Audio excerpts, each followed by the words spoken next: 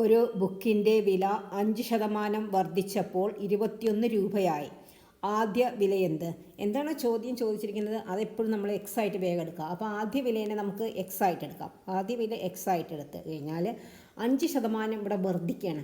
അപ്പോൾ 5% വർദ്ധിക്കാറിന് എക്സിൻ്റെ 5% വർദ്ധിക്കാറിന് എക്സ് മൊത്തം 105% ആവുകയാണ്. അപ്പം 105%ൻ്റെ വിലയാണ് വർദ്ധിച്ചപ്പോൾ 21 രൂപയായി.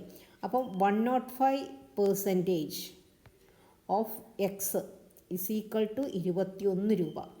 അതായത് 105%ആണ് 21 രൂപ. അപ്പം നമുക്ക് 100% എത്ര, അതായത് എക്സ് എത്രയെന്ന് കണ്ടുപിടിച്ചാൽ മതി.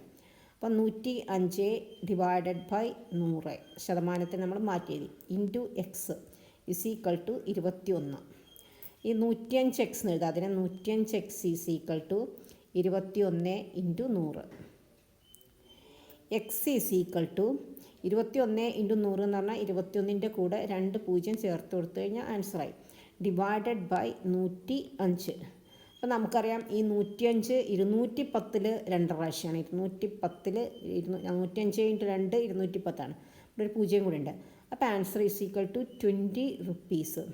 അപ്പം ആ ബുക്കിൻ്റെ ആദ്യത്തെ വില 20 രൂപയായിരുന്നു. 5% വർദ്ധിച്ചപ്പോഴാണ് 21 ആയത്. അപ്പോൾ answer is option A. If you like this video, please like, share and subscribe. Thank you.